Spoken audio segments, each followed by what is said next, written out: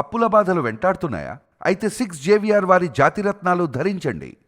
Hi hello నమస్తే welcome to మనం TV. నేను మీ సాయి. అహ్మదాబాద్లో ఘోర విమాన ప్రమాదం మనం అందరూ చూసాం. 242 మంది ప్రాణాలు కోల్పోయారు. చిన్నలు, పెద్దలు, వృద్ధులు, పసికందులు అందరూ ఒక్కసారిగా గాల్లో కలిసిపోయారు. ఒక్కరు కూడా ప్రాణాలతో లేరు. ఒక ఫ్యామిలీ అయితే డాక్టర్, సాఫ్ట్వేర్ ఇంజనీర్ పిల్లల్ని తీసుకొని లండన్లో సెటిల్ అవుతామని చెప్పి సంతోషంగా వెళ్తూ ఉన్నారు. చివరి ఫోటో తీసుకున్నారు ఏరోప్లేన్లో. అదే వాళ్ళ చివరి ఫోటో అవుతుందని చెప్పి కల్లో కూడా ఊహించుంటారు. చిన్న పిల్లలకి, ఊహ తెలియని పిల్లలకి చావు, మృత్యు పడింది. మాంసపు ముద్దలై ఏరున పడింది.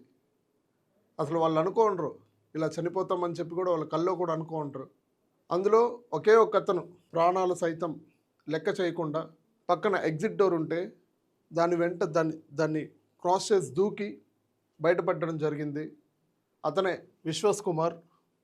ప్రధానమంత్రి గారు ఈరోజు కలవడం జరిగింది. పర్సనల్గా వెళ్ళి కూడా మాట్లాడడం జరిగింది.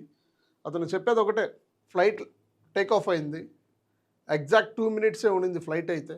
జస్ట్ అట్లా ల్యాండింగ్ అవుతా అంటే రన్వేలో అయితే ఫాస్ట్గానే ఉంది.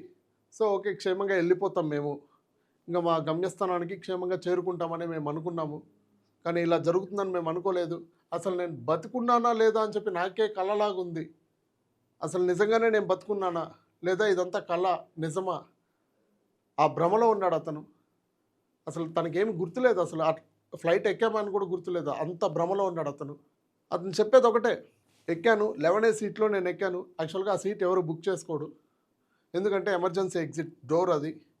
నేను అక్కడ కావాలనే బుక్ చేసుకున్నాను. అక్కడ కూర్చొని బయట నేచర్ ఎంజాయ్ చేద్దాము, సెల్ఫీస్ తీసుకుందాము, ఫొటోస్ తీసుకుందాము అని చెప్పి నేను అక్కడ బుక్ చేసుకొని ఎక్కాను నేను.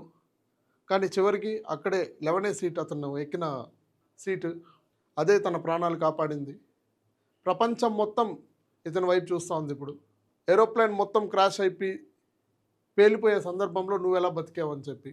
అంటే తను చెప్తా అన్నాడు, ఫ్లైట్ ఎగిరింది, ఒక్కసారిగా మేము ఇంకా సేఫ్ ప్లేస్లో ల్యాండ్ చేస్తాడేమో అని మేము అనుకున్నాము. కానీ అక్కడ డాక్టర్స్ ఉండే ప్లేస్ అది, ఒక బిల్డింగ్. అక్కడ వెళ్ళి క్రాష్ చేశాడు.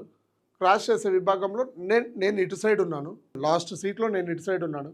ఇటుపక్క మాత్రం మొత్తం బూడిదైపోయింది. నా ఫైర్ నా వైపు వచ్చింది. పేలిపోయిన వెంటనే ఫైర్ నా మీదకి వచ్చింది.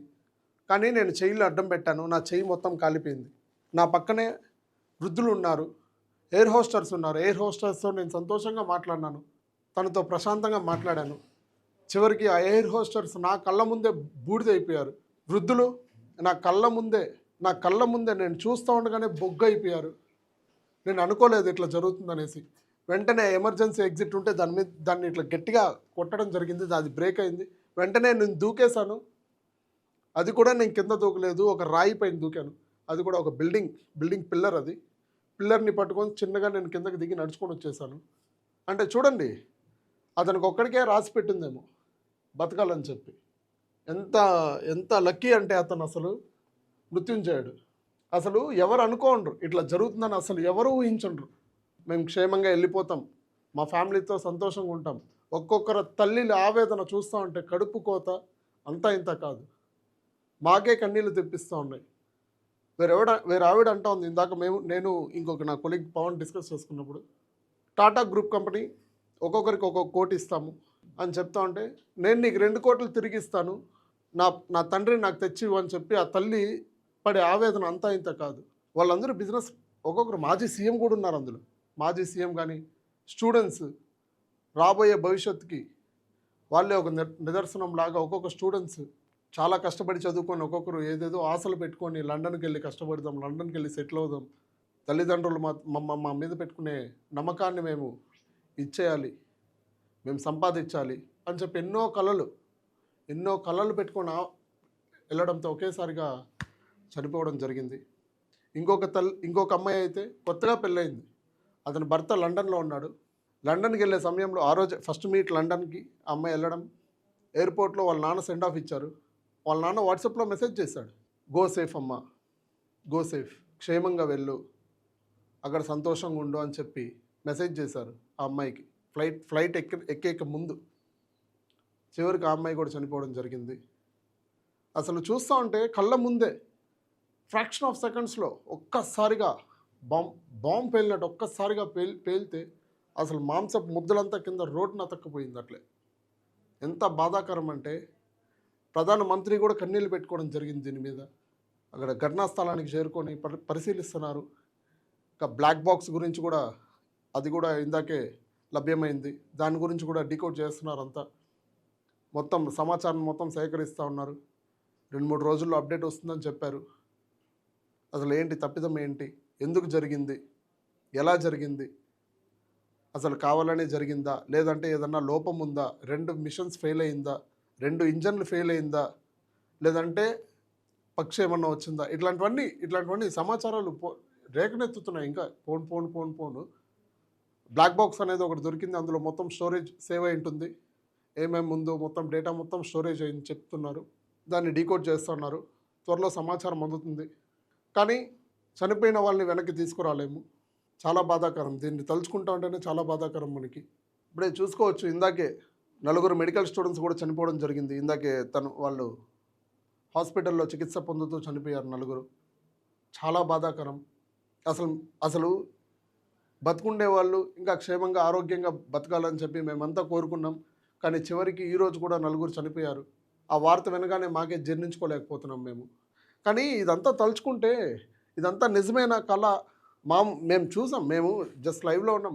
మేము చూడగానే మాకే షాకింగ్ అయిపోయింది. ఇదంతా నిజమా కళ? ఇంతమంది చనిపోయారు. 1997లో జరిగింది.